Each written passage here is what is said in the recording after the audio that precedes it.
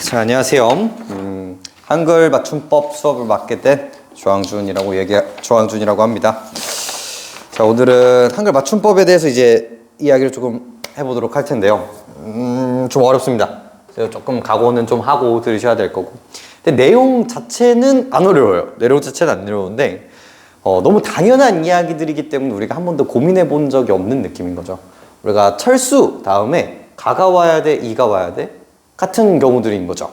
그 다음에 이때는 당연히 소리로 써야 돼, 형태로 써야 돼 라는 이야기가 우리는 그렇게 잘 쓰고 있어요. 잘 쓰고 있는데 이거를 이제 물리적으로 그다음에 뭔가 외국인한테 객관적으로 설명해 줄 때 조금 필요한 이야기들인 거거든요.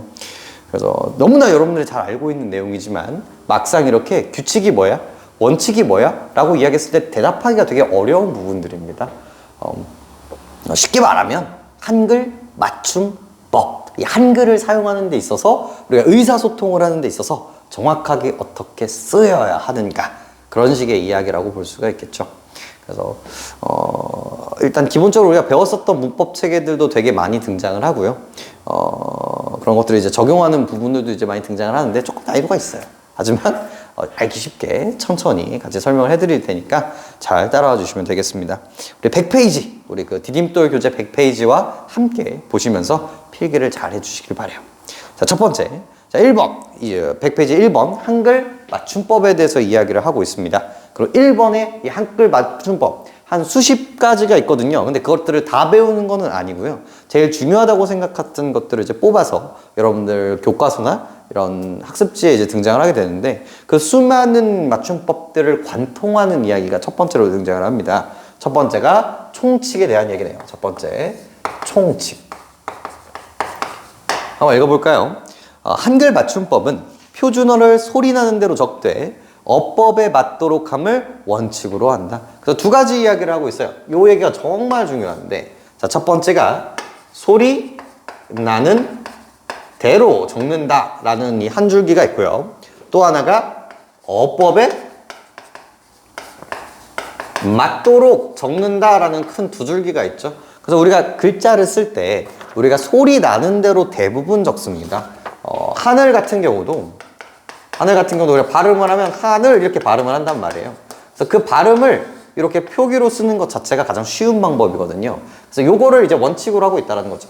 하지만 실제로 우리가 세종대왕님께서 훈민정음을 처음 창제했을 때도 대부분 이런 식으로 소리 나는 대로 적었습니다. 근데 이렇게 소리 나는 대로 적다 보니까 이제 문제가 발생하는 거예요. 그것을 이제 보완하기 위해서 어법에 맞도록 쓴다라는 걸 추가하게 되는데, 자, 예시를 한번 보죠. 자, 꽃, 그 다음에 꽃이, 그 다음에 꽃만, 이런 것들이 있는데 똑같은 꽃이지만 발음의 양상을 보면 꽃, 그 다음에 꽃이, 그 다음에 꽃만, 이런 식으로 발음의 양상들이 바뀐다는 걸 알 수 있거든요. 하지만 그렇다고 해서 바뀐 이야기들을 적용을 합니까? 안 합니까? 안 한다는 걸 알 수 있죠. 왜? 이 flower라는 정확한 뜻을 전달하는 게 소리를 적는 것보다 조금 더 효율적인 단계라고 생각을 했던 거예요. 이렇게 뜻을 살려서 적는다 라는 것들을 어법에 맞도록 적는다라고 얘기를 하고요. 요걸 이제 똑같은 말로 뭐냐면 원형을 밝혀 적는다. 또 다른 말로는 형태소를 밝혀 적는다. 가 같다라고 이제 생각하시면 되겠고요. 이 어법에 맞도록 적는다는 건 원래의 모습, 원래의 형태소를 밝혀서 적는 것과 같구나 라고 생각하시면 되고요. 또 다른 말로 조금 유식한 말로 표현을 하는데 어떻게? 소리를 표현한다라고 해서 표음주의라고 이야기를 하기도 하고요. 의미, 이 꽃이라는 의미를 조금 더 부각시킨다 라고 해서 표의주의라고 얘기하기도 합니다. 그래서 요 두 가지. 그래서 앞으로 나오는 모든 한글 맞춤법은요, 이게 소리 나는 대로 적은 건지 아니면 어법에 맞도록 적은 건지들을 고민하면서 들어가시면 됩니다. 그래서 국물, 갑자기, 가치 같은 경우는 표기가 달라짐에도 불구하고, 발음이 달라짐에도 불구하고 표기에 반영되지 않는다라는 것이겠죠. 그래서 소리 나는 대로 적는 것은 표준어의 발음대로 적는 것으로 쉽게 쓰기 위함이고요. 그렇죠? 소리 나는 대로 적죠. 어법에 맞도록 한다는 것은 뜻을 파악하기 쉽도록 본래의 모양을 밝혀 적는다는 것으로 이때는 표기와 발음이 다르다라는 것을 확인할 수 있습니다. 자, 총칙이 이렇고요. 자, 그 다음 이야기를 해보죠. 그 다음은 소리에 관한 것입니다. 자, 소리. 자, 여기 소리에 관한 것인데 제 10항이 등장하죠. 제 10항 한자음 녀, 뇽, 뉴, 니가 단어의 첫머리에 올 때는 다 적어볼게요. 단어의 첫머리에 올 때는 두음 법칙에 따라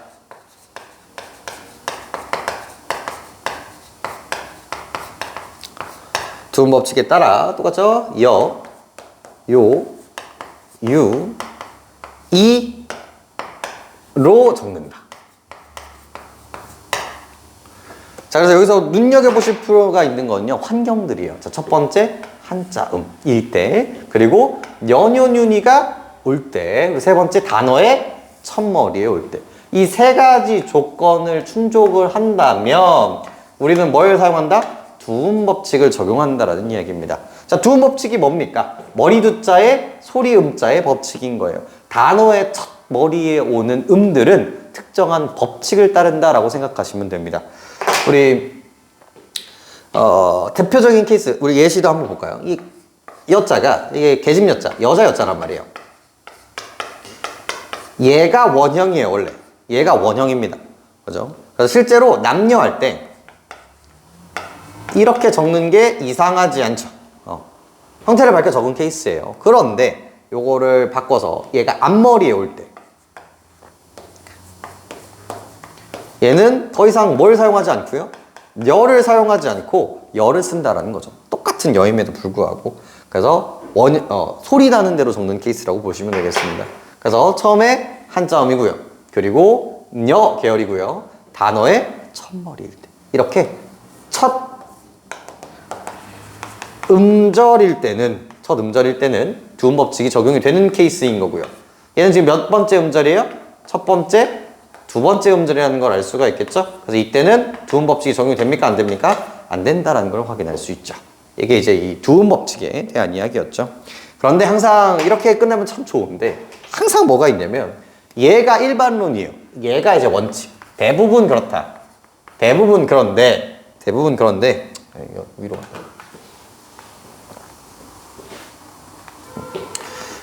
이게 원칙이거든요. 대부분 그렇다.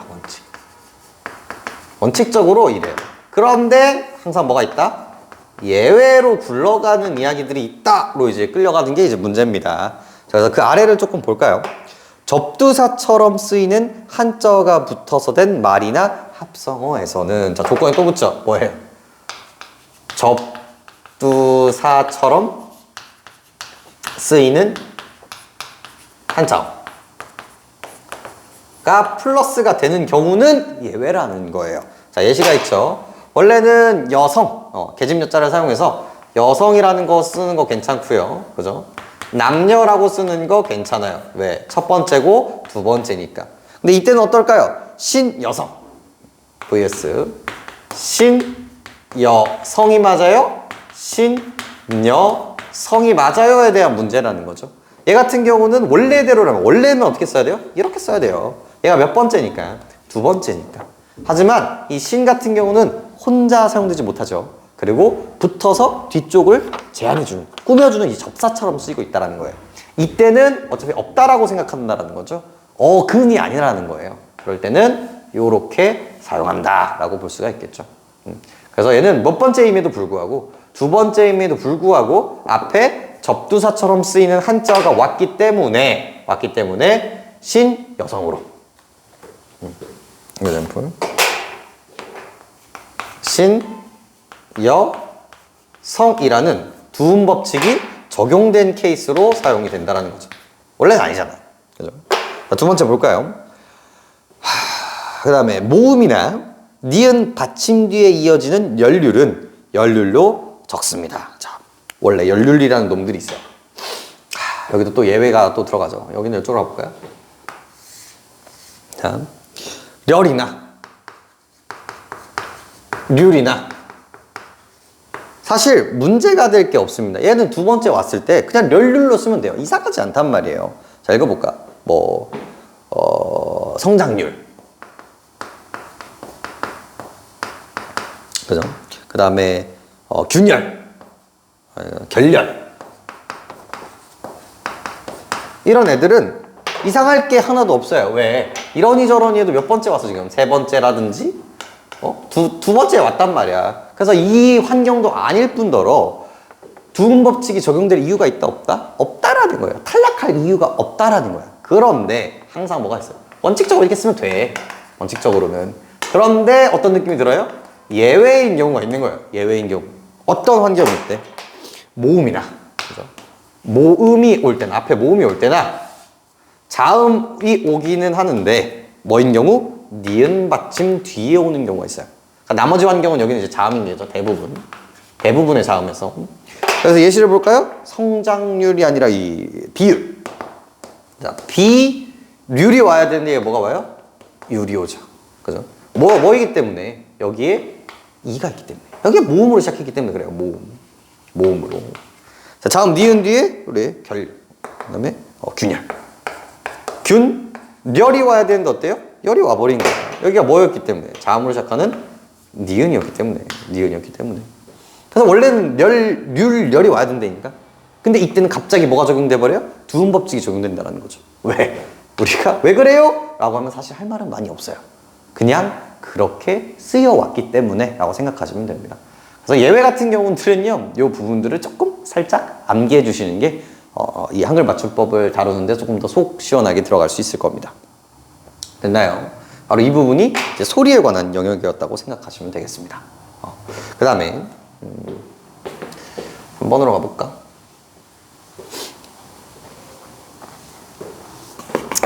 자, 세 번째. 형태에 관한 것이네요. 세 번째. 이 모습에 대한 이야기인데, 자, 14항과 15항에 대한 이야기입니다. 두 개 다 되게 중요한 얘기네요. 14항 그대로 다 볼게요. 체언은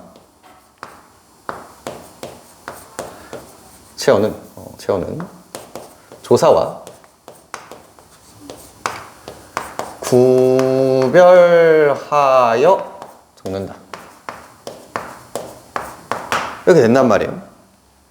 자, 그럼 이제 좀 리마인드 할 필요가 있겠죠. 자, 체언 같은 경우는 뭡니까? 우리 수많은 단어들이 있는데 이 문장의 뼈대가 되는 아이들을 말하죠. 주로 주어와 목적어에 쓰이는 명사, 대명사, 수사를 묶어서 우리는 뭐라고 부릅니까? 체언이라고 부르게 됩니다. 그리고 조사 같은 경우는 뭐예요? 이 체언 뒤에 붙어서 철수가 주어, 철수를 목적어, 철수이다 서술어, 이렇게 문장 성분들을 만들어주는 아이들을 우리는 조사라고 이야기를 하죠. 근데 걔네들은 어떻게 적는다? 구별하여 적는다라고 이야기를 합니다. 자, 이게 무슨 얘기냐? 예시를 볼까요? 우리 집에 대한 얘기인데, 자, 집은요, 발음하면 그냥 집 하면 됩니다. 이렇게. 문제가 안 되는데, 집 플러스 이라는 주격조사가 붙었어요. 그럼 이제 표기는 어떻게 하는데요? 집이라고 표기를 하죠. 발음은 어떻게 됨에도 불구하고요. 비로 발음이 됨에도 불구하고요. 그래서 얘 같은 경우는 이렇게 발음이 되지만 표기에 반영하지 않는 케이스라고 볼 수가 있겠죠. 그래서 얘는 소리를 따라가는 거예요? 어법을 따라가는 거예요? 라고 했을 때 표의주의, 즉 어법을 따라가고 있다는 걸 확인할 수 있습니다. 이게 바로 구별하여 적는다라는 이야기예요. 이게 체언에 대한 이야기인 거고요. 자, 15항 같은 경우도 마찬가지죠. 제 15항. 뭐에 대한 이야기예요? 용언의 어간은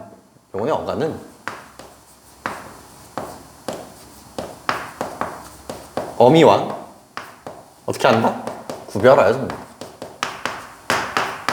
똑같은 얘기입니다. 구별하여 적는다. 자, 용언 같은 경우는 뭐에 대한 이야기예요? 수많은 단어들이 있는데 우리 서술어에 오는 아이들이 있죠. 움직임을 나타내는 동사 그리고 형용사가 이 용언에 들어가게 됩니다.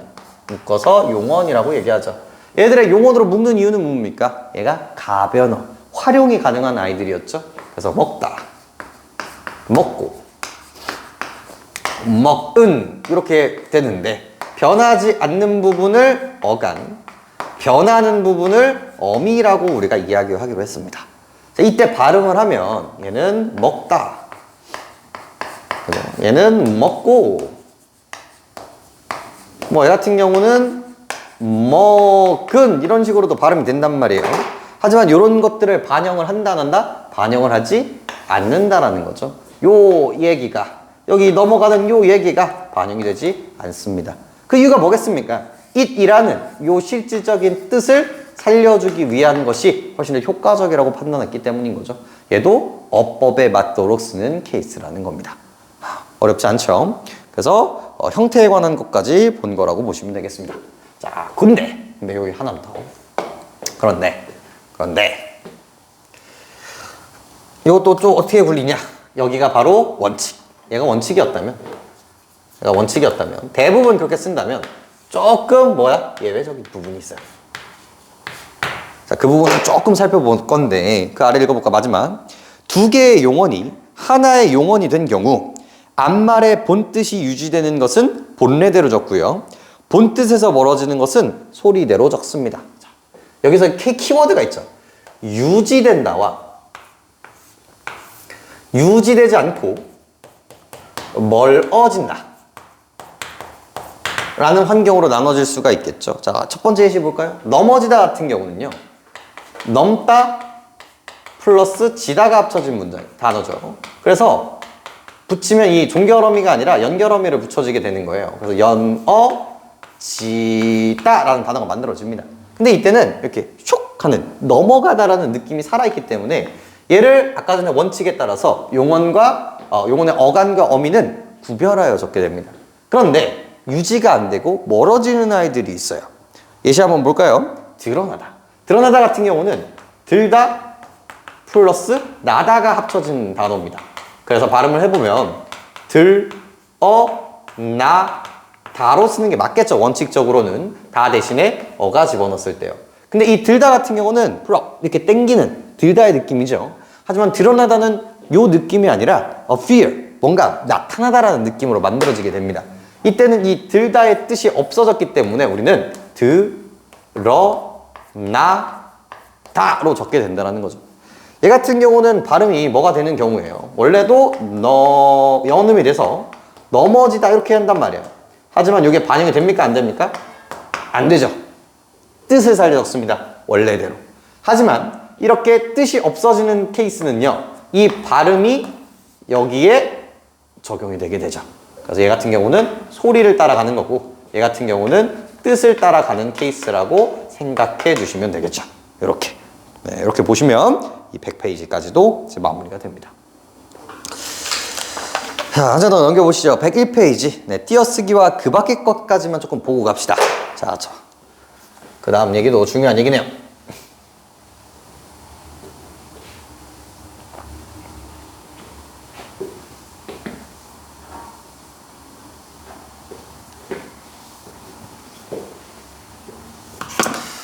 자, 그 다음 볼까요? 세 번째, 띄어쓰기에 대한 이야기네요. 띄어쓰기.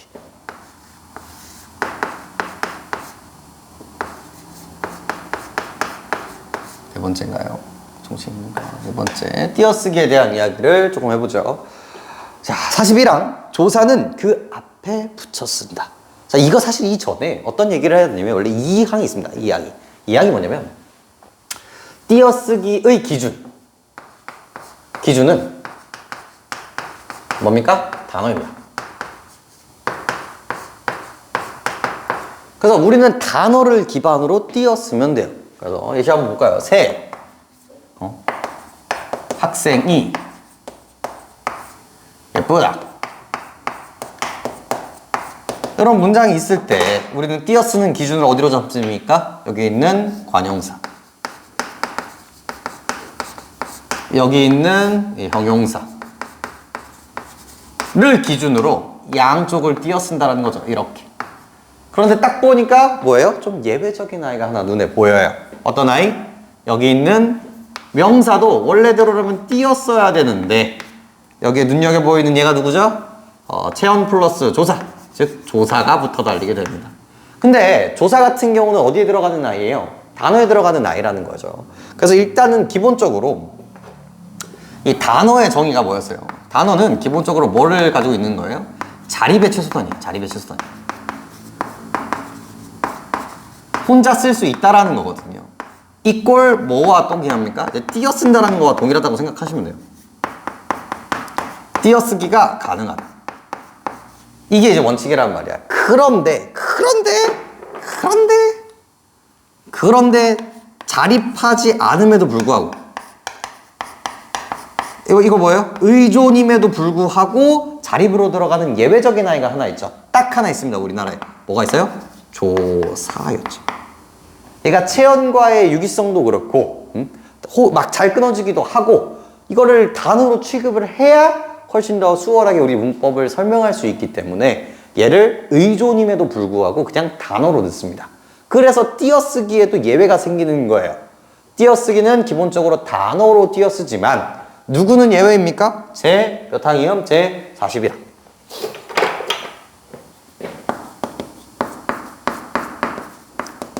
조사는 앞말에 붙였습니다. 라고 땅땅땅 해버리는 겁니다. 얘만 요렇게. 예외이기 때문에 여러분들이 잘 외워서 갖고 가실 필요가 있겠죠. 됐나요? 자, 그래서 꽃이, 꽃을 같은 케이스가 대부분 그렇겠죠. 꽃 플러스 이에요. 얘도 단어고 얘도 단어지만 붙였습니다. 얘가 뭐이기 때문이죠? 조사이기 때문이죠. 나머지 관형사라든지 동사 같은 것들은 무조건 띄어쓸 수밖에 없는 반면에 말이죠. 그래서 조사에 대한 이야기를 좀 보시면 되겠고, 자, 42항 볼까요? 제 42항. 얘도 마찬가지입니다. 의존 명사는 띄어쓴다. 동일한 말이겠네요. 의존 명사는 띄어쓴다.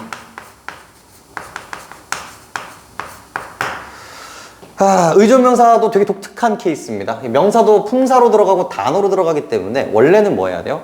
자립을 해야 돼요. 그런데 아주 놀랍게도 의존할 필요가 있는 명사들을 의존 명사라고 해서 따로 개념을 설명하게 됩니다. 그래서 의존 명사 같은 경우는 반드시 앞에 뭐가 동반돼야 되냐면 관형어 자리가 동반이 돼야 돼요. 그래서 여기 뒤에다가 이제 의존 명사가 드러나게 되죠. 자, 의존 명사 가장 대표적인 거 들어가 볼까요? 뭐가 있었죠? 것 같은 거죠. 것이 있다.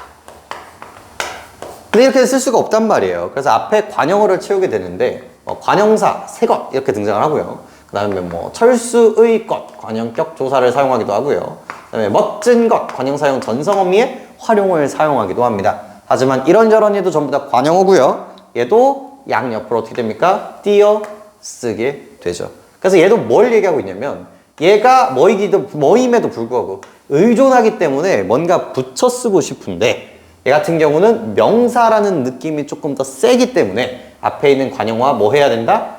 띄어 써야 된다 라는 식의 이야기들을 해주고 있는 겁니다.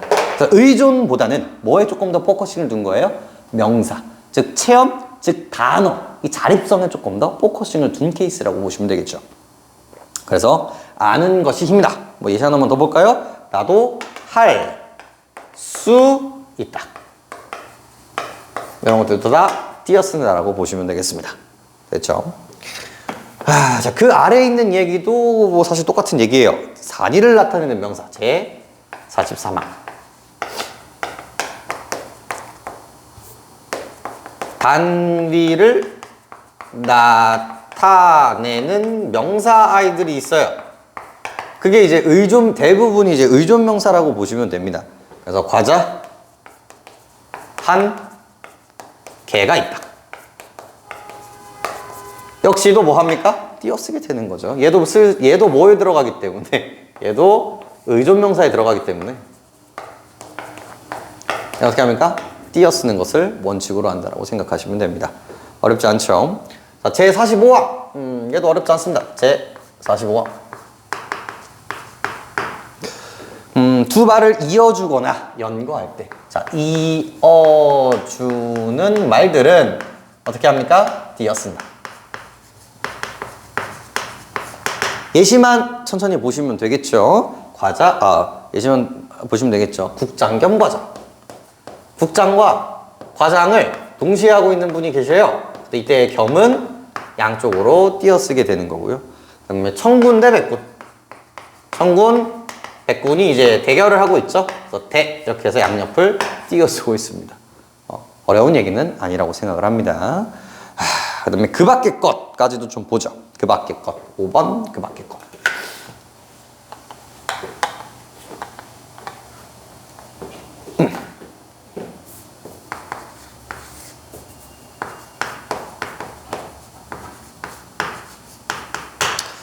자, 첫 번째, 을이 붙는 어미는 예사 소리로 적는다. 이것도 조금 이런 말 하기가 참 싫은데 어쩔 수가 없어요. 암기의 영역입니다. 왜 그러냐면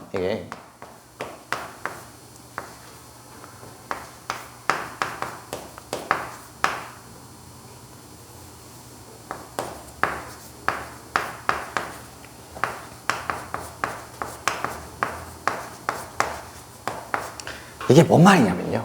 자, 얘가 발음이 을걸. 자, 이 신문 뭐죠? 있을걸. it에다가 걸 붙여서 it을걸이 되고요. 그 다음에 또 하나 보시면 갈게. 우리 가다에다가 갈게. 이렇게 한단 말이에요. 근데 이때 발음이 어떻게 되냐면요. 있을걸 이렇게 되고요. 이 갈게 같은 경우도 갈게 이렇게 발음이 된단 말이에요. 그래서 얘 같은 경우는 된 소리가 됨에도 불구하고 발음이 이렇게 된 소리가 된단 말이에요. 하지만 쓴다 안 쓴다? 안 쓴다라고 생각하시면 됩니다. 뒤쪽에 된 소리가 나오는 케이스는요. 이제 의문형어미일 때 생각하시면 되겠거든요. 그래서 이게 발음이 된 소리가 됨에도 불구하고 반영을 한다 안 한다? 반영을 하지 않는다. 이렇게 생각하시면 될 거고요. 그 다음에 두 번째 얘기는 이제 지난 일을 나타내는 덜아와 어느 쪽을 생각해도 상관없다라는 조사나 어미는 든으로 씁니다. 이게 뭔 말이냐? 이게 맨날 나오는 우리말 나들이 같은 데서 맨날 나오는 얘기인 건데 이제 던지가 맞니? 든지가 맞니에 대한 이야기입니다. 던지 같은 경우는 이제 과거에 이 든지 같은 경우는 선택의 문제라고 생각을 하시면 됩니다. 그래서 이거 하던지 말든지, 그러니까 하던지 말던지는 틀린 말인 거죠. 왜? 과거가 아니라 선택의 문제인 거고요. 그래서 그것을 먹던 이렇게 과거의 느낌이 들 때는 이제 던지를 쓴다라고 생각하시면 됩니다. 이거 이제 한참 외울 때 제가 어떻게 했었냐면요. 이 든지 같은 경우는 얘를 기준으로 디귿과 니귿을 선택하는 느낌이다. 이런 식으로 이제 암기를 했었고요. 이 과거일 같은 경우는 우리 엇이라는 과거를 나타내는 과거형 전성어미가 있죠. 그래서 여기 있는 어를 살려서 넌으로 외웠던 기억이 조금 있네요. 이런 부분들은 암기밖에 답이 없고 이렇게는 뭐랄까 그렇다 이렇게 쓴다의 영역이기 때문에 이번 기회에 잘 한번 암기해 주시면 좋을 것 같네요. 여기까지가 이제 100일 그 밖의 것까지에 대한 설명인 거고요. 이 표준어의 사전 원칙 같은 경우는 이제 두 번째 영상에서 이어서 이야기해 보도록 합시다. 듣냐고 고생하셨습니다.